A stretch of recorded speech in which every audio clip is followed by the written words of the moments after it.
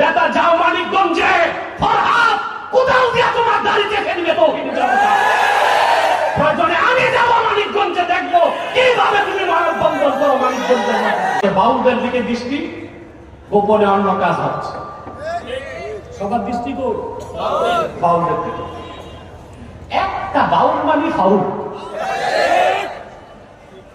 কত বড় বড় জাগরের নেতা জেলখানায় পৌঁছতেছে, খবর নাই। বাউল নামের ফাউল গেছে জেলে, ফরহাদ মলসার বলে আমি মানববন্ধন করব।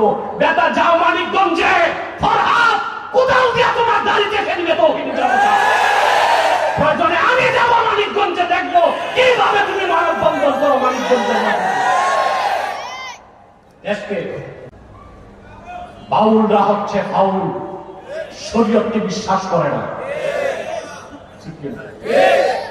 কে হক কে বাতিল নির্ধারণ করবে কে?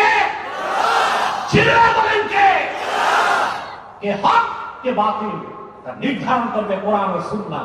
কোন গোষ্ঠী কোন ব্যক্তির রায়কে শরীয়ত সমর্থন করে না।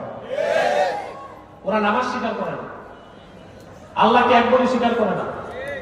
বাউলরা সর্বেশ্বরবাদীতে বিশ্বাসী, হুলুলি আকীদা, রাসূলুল্লাহ শরীয়তকে বিশ্বাস করে না। তাদের জন্য মায়া কান্না। অতএব ভাইরা, রাসূলুল্লাহ সাল্লাল্লাহু আলাইহি ওয়াসাল্লাম ১৫০০ বছর আগে হেদায়েতের চূড়ান্ত পথ দেখাই দিয়েছেন, আর রেখে গেছেন এই কোরআন। যুগে যুগে হেদায়েতের পথ দেখিয়েছে।